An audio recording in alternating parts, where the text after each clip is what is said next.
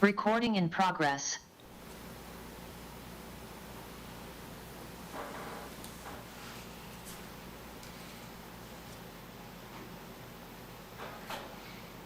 Tom, is that you?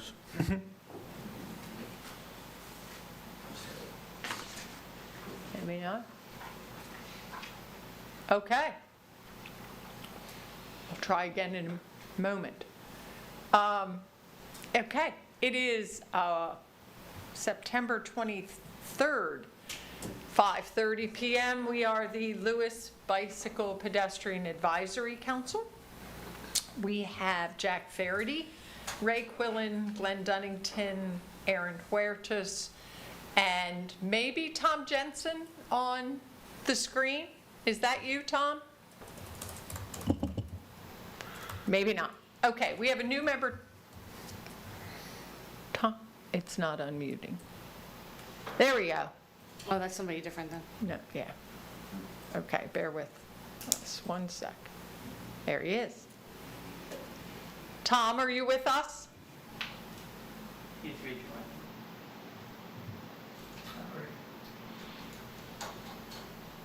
There he is. Okay. Hi, Tom. Hi, Mary. Good afternoon. Good afternoon. So our newest member of the committee is on the screen, is Tom Jensen. Tom, thank you for agreeing to serve with us. I'm going to do introductions, and then if you want to say anything, please be my guest. So we have Jack Faraday, Ray Quillen, Glenn Dunnington, Aaron Huertas. You know the deputy mayor over there. And Julia Kirsch is our city staff liaison. So I don't know if you want to say anything or we'll push on. You tell me. Hello, good afternoon. I apologize for not being in person, folks. It's a pleasure to join you. I'm stuck in business obligation in Washington, D.C. Beautiful day here, but to be honest with you, I'd rather be in Lewes. So, Got a beautiful view. yeah. I Looks like familiar look forward architecture. to joining you all, and hopefully can add some context and experience from my own personal experience being out and about town and being a long time an avid runner and being an avid biker and being, still out and intersecting with I believe, a lot of the issues and dynamics that we've discussed. So anyway. Great. Well, we're happy to have you. So we'll look forward to you being here live and in person one of these days. Absolutely. Okay, then that being the case, we do have our advisor, Bennett Curry, who may be able to make it this evening, but we'll see. They said they'll be here in a few minutes if we want to push that agenda item. Yeah, he's not, he's Okay. lower on the agenda Oh, okay, anyway. great. So, yeah. Okay, then I think we'll jump in. And anything from the Lewes Police Department? Not at this time. Okay, well, thanks for visiting. Sure. You would like to sit there? I suppose up front. I can do either. You make yourself comfortable. We're just happy to have you. So, wherever you want to be. All right, we have a couple of things left over in old business that I'm going to stall for a minute. There we go. Hello, you two. Hello. Evening. Hey. Hi, Benny. Hi. Hi, Mike. How are you? Good, thank you. So, this is Bennett Curry, folks. Some of you were here at our last meeting and met Bennett, and he has graciously agreed to be an advisor to this committee. So, we have a question for you, and that is, would you like to sit where you are, because you are more than welcome to, or would you like to join us up here? I'll sit up there. Okay, bring it on. Right next to Khalil. Why don't you sit over there? There you go, bud. Okay. And we have a couple folks who I think perhaps you have not met, and one is next to you, which is Deputy Mayor Khalil Saliba. How are you? A new committee member on the screen is Tom Jensen. I think you met the rest of us at the last committee meeting, and can you introduce yourself to Bennett, please? I'm Lieutenant Azzato with the Lewes Police Department. Nice to meet you. Same here. Okay. Ready? All right. The only thing is if we take a vote, you don't get to vote. Okay. Don't worry, I don't either. You are not alone. This is the non-voting block over here. There you go, there you go. But all recommendations we appreciate, so. All right, then we're gonna jump in. So we have a little bit of old business to take care of, which is we are presenting tomorrow morning to the mayor and city council at their workshop. We're second or third on the agenda anyway, so we're early. We have about 10 minutes, so it's more than anything what we've talked about at our last meeting. It's a tag team of Aaron and myself, and they tell us we have 10, maybe a little bit more. So we're going to do just a brief overview of the bike plan, and then some recommendations we want to make to the Georgetown to Lewes Trail that we've been talking about. Really kind of a high-level overview of things, and in my words, just making sure that nothing gives anyone on council heartburn. So I think that's where we're going to go. So anyway, and then any more of a deep dive we'll come back and do at another time. The second item is the Delaware Bicycle Council Grant submission. Again, we talked about that at our last couple of meetings. Julia did the amazing work of getting that submitted on time, the end of August, and we do have an update if you want to share. Yes, we have a meeting scheduled with John Fury, and that date is October 22nd. Thank you. I believe it's 2 o'clock? 1 1 to 2:30. 1 to 2:30. Close. So, you know, Mary, thank you. My pleasure. And I think they're just coming to walk through. Yeah, he wants to come and see the site. Great. So that's good news. That's great. So that's it for old business. For new business, we're going to talk about kind of a program for our newest addition, Bennett, over there, and I'm going to give that to Aaron. Yeah, we talked about a couple ideas for data collection at the schools, and I think, Bennett, you had some ideas for starting at your school, if you want to share some of those. So one And of then- the Yeah, Cleo's got you. so one of the ideas was to start like a tally of how many kids bike to school versus e-bikers, and like if there's like enough locks or anything at the school or anything that there needs to be more of. Okay? Do you need anything from us to get permission to take time to do that at school? Do you need, like, would it be helpful if we wrote a letter sort of outlining your research project and what you're doing? Yeah, maybe just like a note that I could give to my principal or vice principal, just to let them know that I'll be a bit late to class to just tally them in the mornings.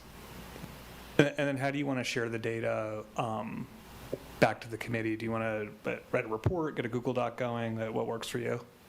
Yeah, I could probably do like a Google Doc or Google Sheet that shows like this day, this many people biked, versus and like normal bikes and e-bikers, and like the difference from day to day throughout like a week or two.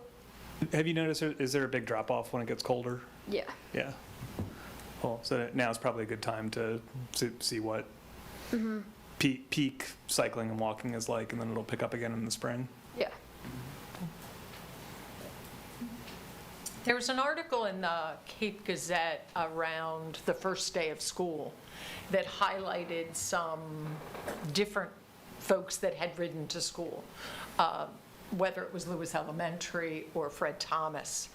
And I was wondering, at some point in this process, whether it's the spring or whatever, whether we might be able to figure out where kids are riding from. What does that look like?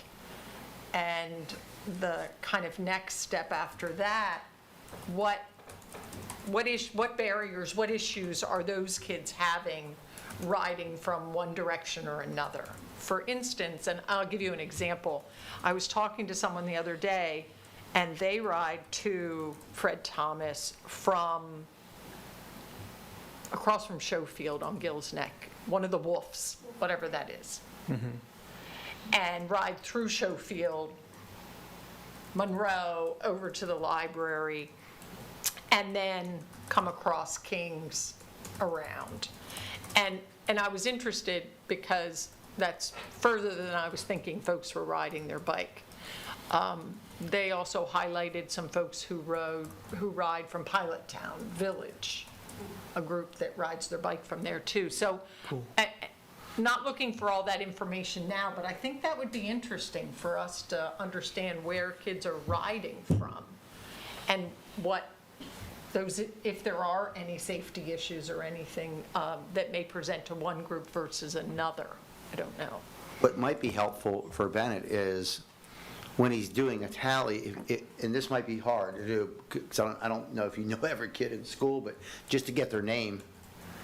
And again, I don't think he has time to get their number. In other words, for follow-up to understand, okay, we've got 120 kids who are riding bikes.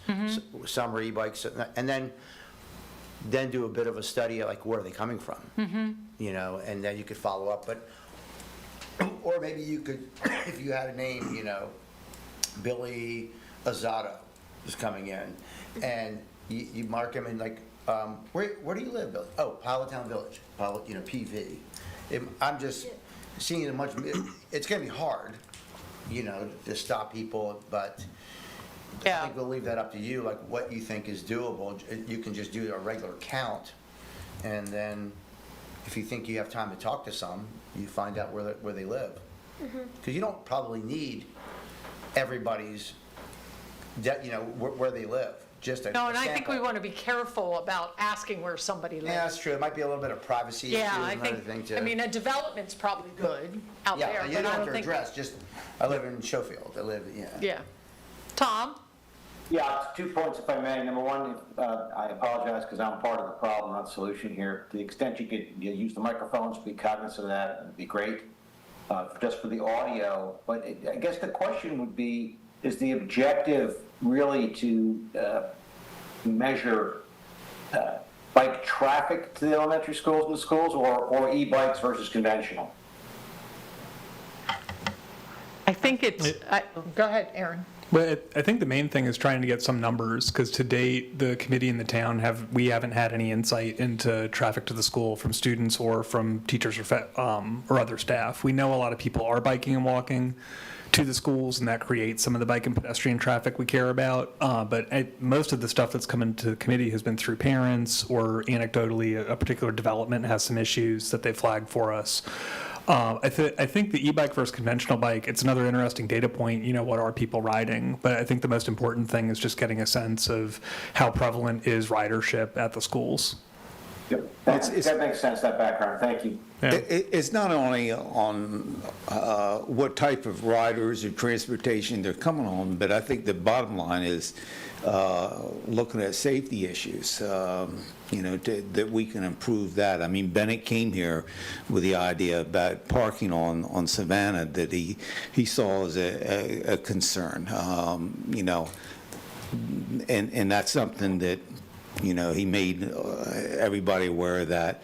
But other kids, you know, coming from different areas, he's coming from Covey Creek, you know, other kids may be experiencing different safety issues. And I think that's what we're trying to, you know, put a finger on and try to fix or improve at least anyway.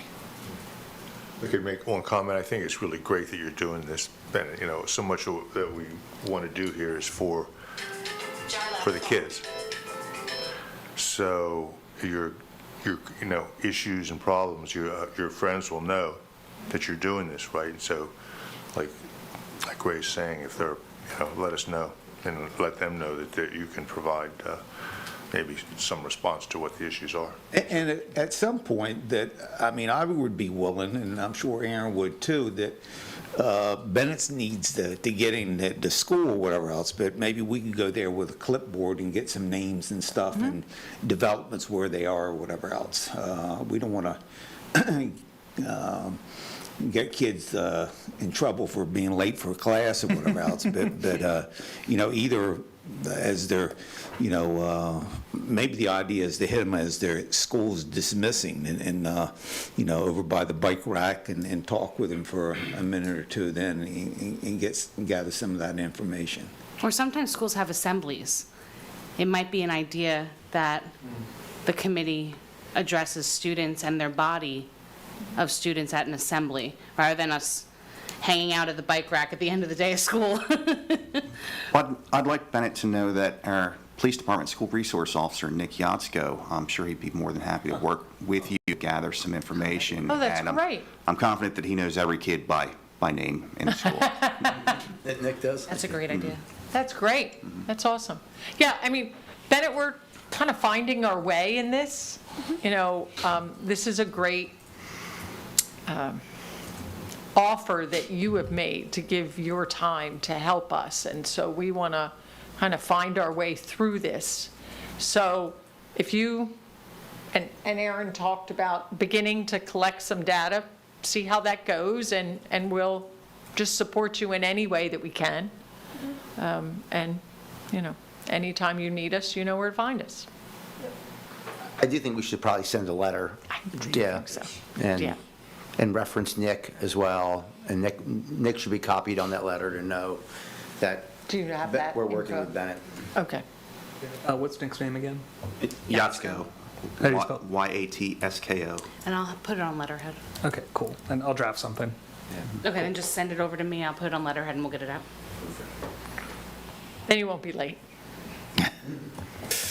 Just something to maybe add. Come on up. Oh, yeah, sorry. I forgot.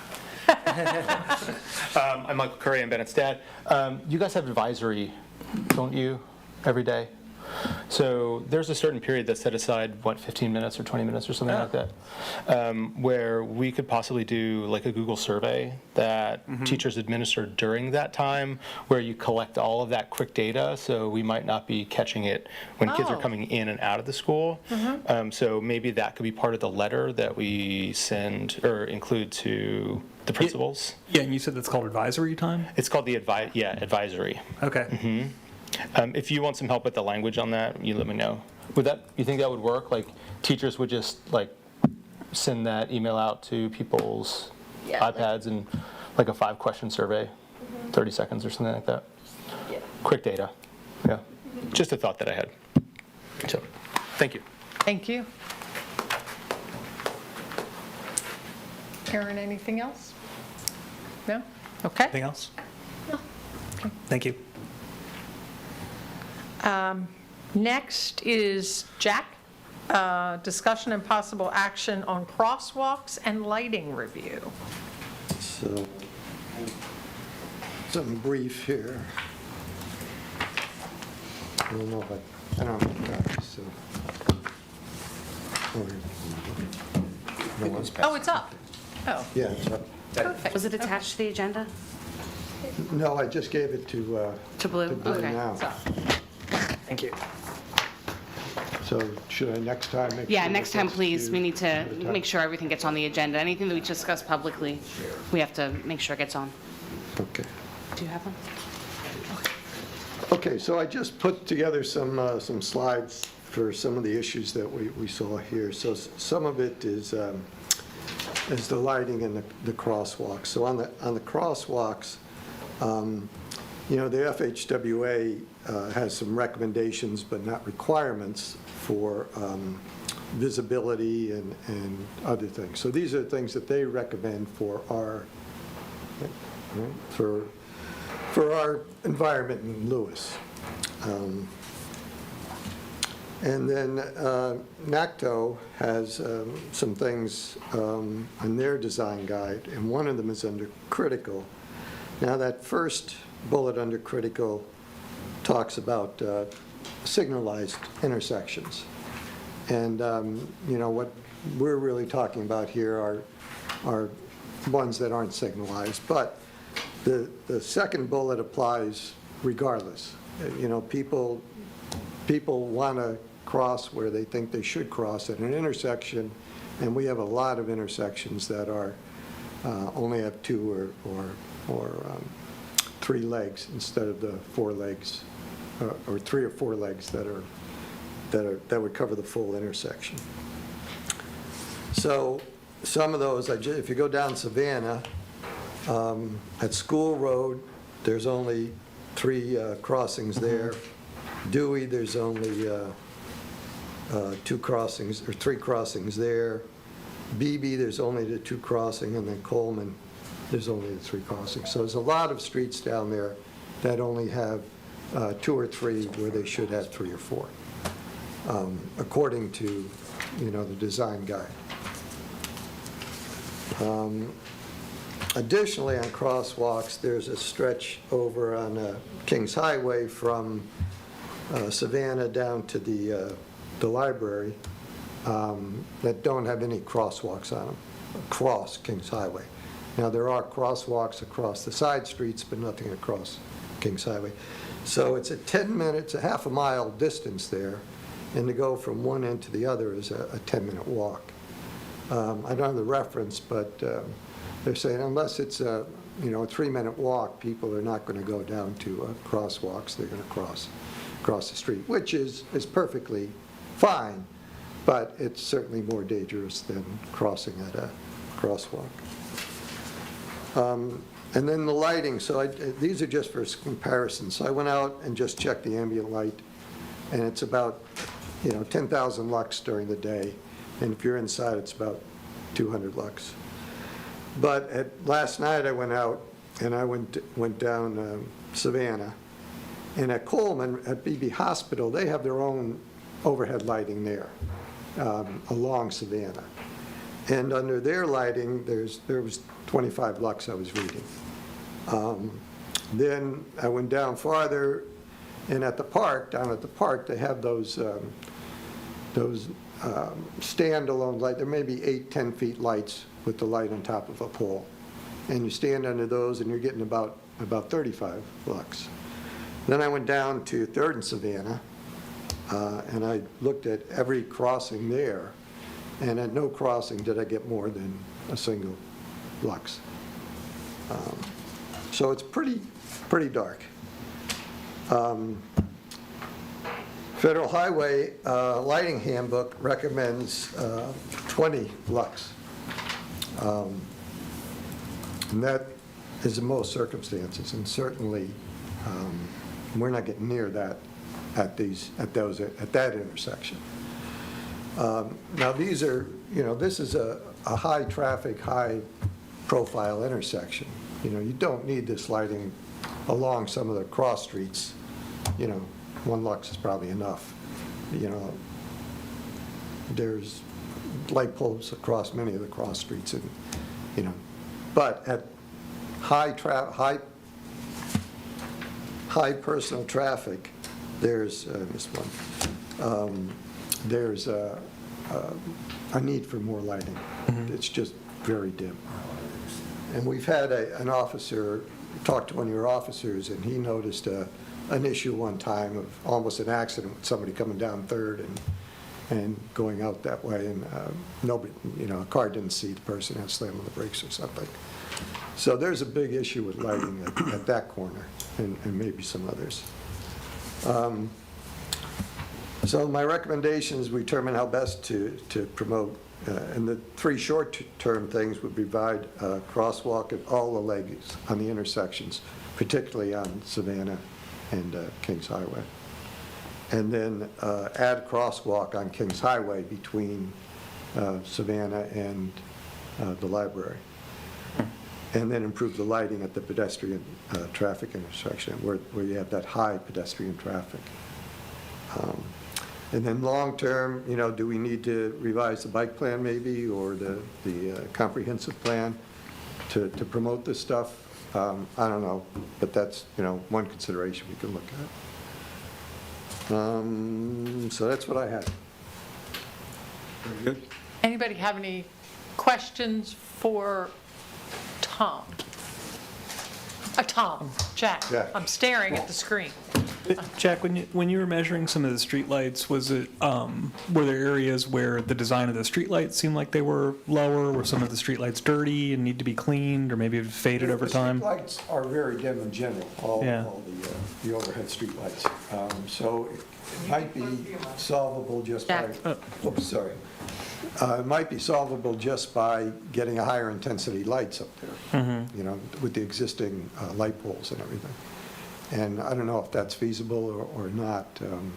It wouldn't be at all the light posts, but at the ones where the traffic is high. maybe we would need additional light posts or different design, I'm not sure. But right now, it looks like a safety issue, so I think it should be addressed. How did you measure the light, if I may ask? I got an app for an iPhone, Yeah. and I used that, held the iPhone out in front of me. The recommendation is at 5 foot, which is about head height, but I just held it out in front of me. But it's not real accurate, but, Right. 1 lux versus 70 is a big difference, so. Yeah. So It's pretty. I think there's two things that come to mind.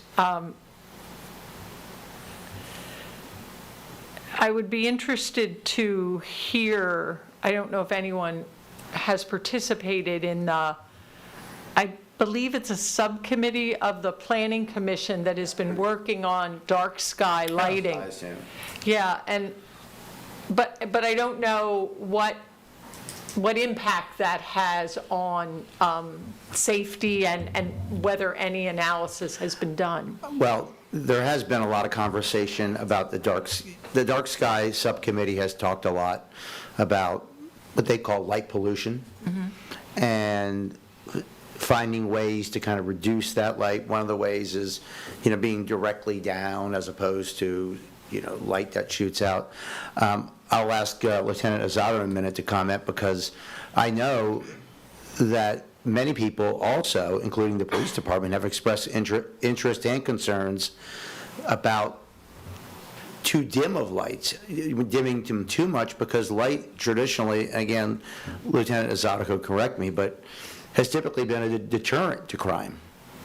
And so trying to find that sweet spot, I think, is where we're at now. I think people want, a lot of people, especially in want to reduce light pollution, but fine, we understand that, but at what point do we reduce it to that we still feel like there is ample light for pedestrians and bikers, mostly pedestrians, walking, Sure. On crosswalks? I know the one in front of Heirloom, Yeah. it was a year ago, I was driving with my daughter, it was probably 10:30 at night, and we didn't see, we had to slam on the brakes. We had no idea there was somebody walking across. That's the same intersection we've heard stories Yeah. of. And I think the light at the gas station is similar, right there at that crosswalk. That's a dim one as well. So I think, Jack, I wonder if you want to take a look, dive into maybe that subcommittee and see if there's any information there that you might glean. And Are they working with any national group or anybody like that that's promoting dark sides? I Get a don't- certification for anything or anything? I think they're definitely, national groups are part of their research. Yes. I don't know if they're working in collaboration with anybody. I can connect you with them. Okay, Yeah, that'd be great. that's not a problem. Or Julia can. Yeah, one of us can, not a problem. Yeah. that's great. Yeah, just to see before we kind of go off in one direction. no, Let's- absolutely. Let's That collaborate. would need to be a collaboration, yeah. Absolutely. The other thing I would be interested to know is on the crosswalks, whether it's in the intersections where there's 2 or 3 or where there aren't any, what the rules are as far as putting a crosswalk in if there is no ADA curb that is compliant. And because that's going to be a much greater expense than just putting piano keys in. Yeah, so I think that's going to be, so, and then there is that sidewalk study that the city did. Yeah, I never, Did I share that with you? No. I feel like I did. Maybe I didn't. I did not see that.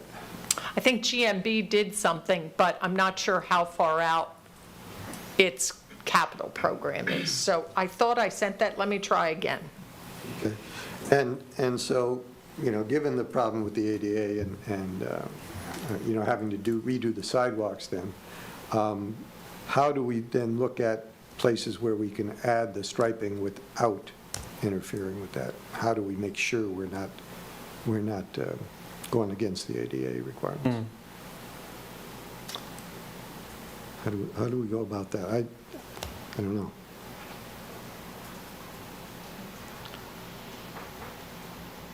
We go through the building department. We'd have to go through building to find out what the code is So- and how we'd be able to Okay, get around that. So I can talk to John, okay. right? Would it be planning or it would be John, code enforcement? Yes. Yeah, I can talk to John. That'd be great. And I'm pretty sure that before he was promoted, Charlie shared that there is a sidewalk study for the city, and that had some capital pieces to it. Let me see if I can find that email. And Khalil, I'll copy you on that same, so Okay. share it. I know like 5 or 6 years ago, they went around marking a lot of the sidewalks with a gray paint. And I thought something was going to come on that. Is that the study you're addressing? Maybe. Let me see what I can find. I'll forward it to you. A question on the ADA requirements, is that, so I understand that it's good to have the ramp up at the curb if there's a crosswalk, but it makes it safer if there's a crosswalk, I think, even if there's not a curb. So my question is the ADA, is it like measures that we voluntarily comply with, or is there some legal Usually it's a requirement? legal requirement. It's not but that's something that would have to go through code enforcement. But from other areas that I've been looking into, ADA requirements, it's a federal regulation, and if you are changing anything, you need to make sure that you're complying. So if that curb drop is required, we could not add. There may be instances where we can add an existing ramp, but there may not. There may be other areas where Right. it's not practical. Yeah. And you would have to reconfigure the sidewalk. Okay. Thank you, Jack. It gives us a path forward. Any questions for Jack? Tom, you good? Everybody? Okay. That's great, thank you. Good job. All right, the next one is, so Lewes is a bicycle-friendly community, which is an award through the League of American Bicyclists. Lewes was first awarded the bronze level in 2012. And the way that works is you are required every 4 years to renew your status. There is a 3-year grace period. And just dawned on me, so I thought I'd dive in and look, and we are currently in that grace period. Ours expired in 2024, so we have 3 years. We have 25, 26, and 27. But I think we need to begin to look at getting this renewed. I don't know whether maybe we can make it up to a silver level. We'll have to take a look and see. But there is an application. It requires a lot of data, et cetera. For anybody who wants to take a look at it on the committee, because I'd love someone other than myself to own this project. But it is League of American Cyclists. It's bicycle-friendly community. And then the next application is due June of 2026. So 2025 applications were in January. 2026 is going to be in June. And that would put us behind the 8 ball if we don't make that one for 27. Otherwise, we would lose our status. So I'd like to suggest we do whatever we need to do to make that application date in June of 2026. So I don't know if anybody wants to take a look at that application and circle back at the next meeting on where we start. I could take a look at that. Thank you, Jack. I appreciate that. I'm going to go on and take a look as well, see what we already have. Okay. Yeah, I don't know. Will you send me something, or I get it? I can send you the link if you want. I'll send you the link, a copy Yes, you as please. well. Thank you. Julia, this committee would have had to submit the application 5 years ago? Do you think it still exists somewhere in the city?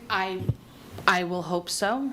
If not in digital format, I am sure it would be in paper format. That's fine. But what year you think it was? If we were due in 2024, so would it have been 2020? I think so. Oh, Yeah. COVID. Okay. Yeah. Or there would have been that grace period, so it could have been 21 or 22. I don't know. Okay. I can reach out to Don Long, because he was the one that was the chair, and I think he's the one that He's the did- one that submitted it. I Yeah. do Okay, if know you can that. just get me a date or a year, that would be helpful. Yeah, I think I still have his email address, so I'll contact him and see what I can find out. Thank you, Ray. Yeah. And I'll send Jack and Julia the link to the application. And it's nice to have that much time between now and June. Doesn't happen very often, so I'll accept that. Thank you very much. I know, we'll take that gift. Okay, public comment. Mike, what do you got? I love being a part of this process and listening to you guys work. It's really fun. Do we have anybody online other than Tom? No? Okay. Anybody? I'll take a motion. I make a motion, we adjourn? I second it. All in favor? Aye. We are adjourned, folks. Okay. Bennett, thank you.